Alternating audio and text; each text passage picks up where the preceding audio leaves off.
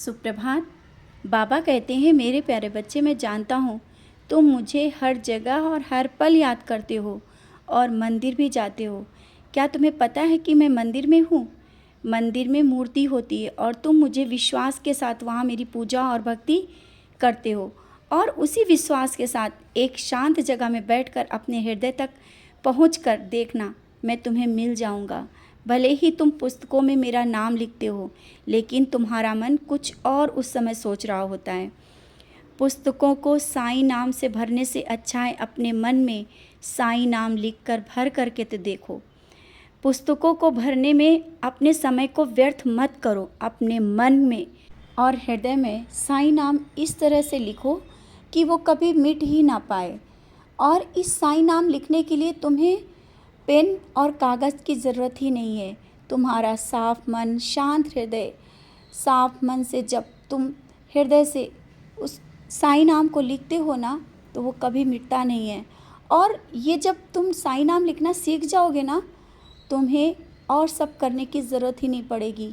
ना ही व्यर्थ का जो ये समय विशेष पूजा, विशेष नाम जाप, अलग अलग मंत्रों, यहाँ तक तंत्र उपायों में चले जा रहे हो ना, सब से दूर हो जाओगे। इसीलिए कहता हूँ, अपने मन को साईं साईं साईं नाम जाप से भरो, पन्नों को नहीं। अपने समय को इस तरह व्यर्थ मत करो। समझ गए हो ना? और अगर तुम मंदिर नहीं आ पाते हो तो क्या हुआ, मैं तो तुम्हारे करीब हूँ, तुम्हारे घर में।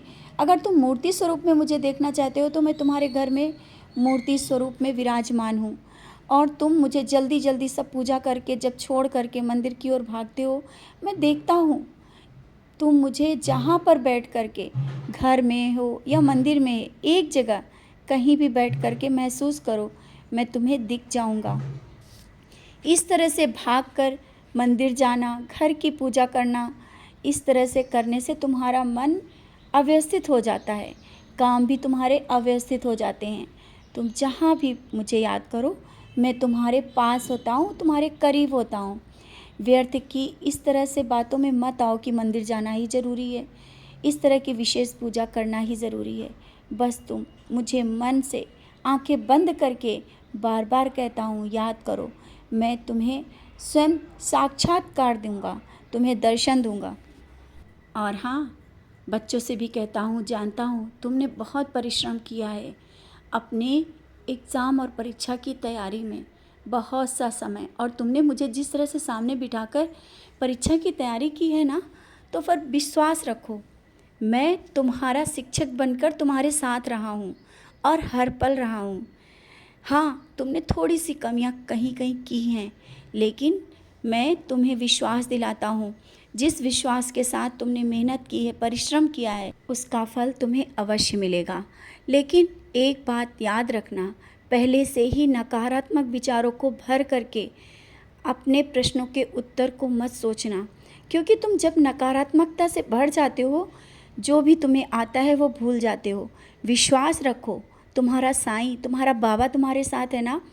जब भी तुम परीक्षा के लिए जाओ, मेरी ऊदी माथे पर लगा के जाना और मेरा नाम स्मरण करते रहना। विश्वास रखना, नकारात्मक विचार जब अपने मन से निकाल दोगे ना, तुम्हारा परीक्षा परिणाम बहुत अच्छा आएगा और तुम वो सब लिख पाओगे जो तुमने याद किया है, जो तुमने पढ़ा है। इसीलिए कि तो कहता हूँ, विश्वास रखो, नकारात्मक सोच अपने मन से निकाल दो। मैं हूँ तुम्हारे साथ। तुम्हारे घर और परिवार में जो भी इस समय परेशानियाँ चल रही हैं, जिसको सोचकर तुम परेशान हो कि कैसे इस परेशानी से उभरें, विश्वास रखना, जिस तरह से तुम्हारे विचार सकारात्मक होंगे, उसी तरीके से तुम उन सब परेशानियों से बाहर निकल ही आओगे। समझ रहे हो ना? अपने विश्वास को मजबूत रखो और विचारों को सकारात्मक रखो। तुम में वो क्षमता है वो सब कर गुजरने की, लेकिन पहले से इस तरह से निराश और हताश होकर के जो भी तुम करना चाहते हो वो नहीं कर पाते हो। बच्चे हो तुम मेरे, मैं तुम्हें अपने संरक्षण में रख करके हर जगह तुम्हें कामयाबी देना चाहता हूँ। तो तुम क्यों निराश हो, क्यों हताश हो? जो भी करो, विश्वास के साथ आगे बढ़ो, हर एक कार्य में तुम्हें सफलता मिलेगी। परीक्षा प्रतियोगिता में बैठने से पहले अपने विश्वास को मजबूत कर लेना कि तुम्हारा साईं तुम्हारे साथ है। परीक्षक बन करके, अध्यापक बन करके, तुम्हारा संरक्षक बन करके हर पल मैं तुम्हारे साथ हूँ। समझ रहे हो ना? और अपने मन से व्यर्थ की बातों को निकाल दो। व्यर्थ में सोच रहे हो, जो इतनी सोच और विचार में पड़ करके जो तुम करना चाहते हो वो भी नहीं कर पा रहे हो। आज मैं फिर से तुमसे कहता हूँ, विश्वास रखो, सब कुछ सही होगा।